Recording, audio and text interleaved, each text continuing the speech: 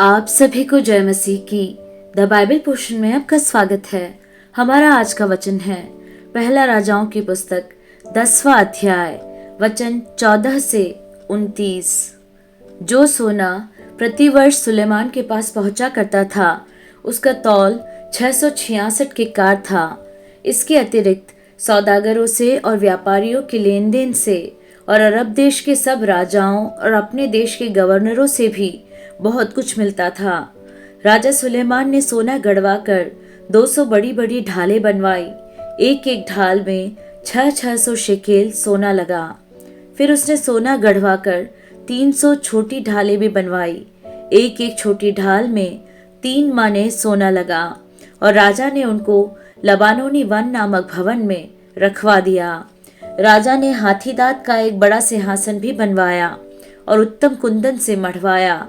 उस सिंहासन में 6 सीढ़ियां थी और सिंहासन का पिछला भाग गोलाकार था और बैठने के स्थान के दोनों ओर टेक लगी थी और दोनों टेकों के पास एक एक सिंह खड़ा हुआ बना था और 6 सीढ़ियों के दोनों ओर एक एक सिंह खड़ा हुआ बना था।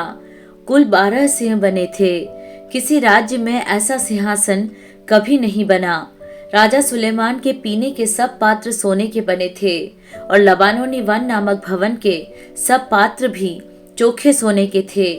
चांदी का कोई भी न था। सुलेमान के दिनों में उसका कुछ लेखा न था, क्योंकि समुद्र पर हीराम के जहाजों के साथ राजा भी तर्शीश के जहाज रखता था और 3-3 वर्ष पर तर्शीश के जहाज सोना, चांदी, हाथी दांत, बंदर और मयूर ले आते थे। इस प्रकार राजा सुलेमान धन और बुद्धि में पृथ्वी के सब राजाओं से बढ़कर हो गया और समस्त पृथ्वी के लोग उसकी बुद्धि की बातें सुनने को, जो परमेश्वर ने उसके मन में उत्पन्न की थी, सुलेमान का दर्शन पाना चाहते थे। वे प्रतिवर्ष अपनी अपनी भेंट अर्थात चांदी और सोने के पात्र, वस्त्र, सुगंध द्रव्य, घोड़े और खच्चर ले आते थे।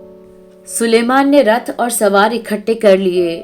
उसके 1400 रथ और 12,000 सवार हो गए और उनको उसने रथों के नगरों में और यरूशलेम में राजा के पास ठहरा रखा।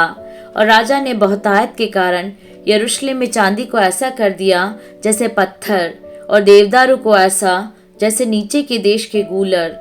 और जो घोड़े सुलेमान रखता था वे मिस्र से आते थे और राजा के व्यापारी उन्हें झुंड झुंड करके ठहराए हुए दाम पर लिया करते थे। एक रथ 600 शेकेल चांदी में और एक घोड़ा 150 शेकेल में मिस्र से आता था। और इसी दाम पर वे हित्ती और अराम के सब राजाओं के लिए भी व्यापारियों के द्वारा आते थे।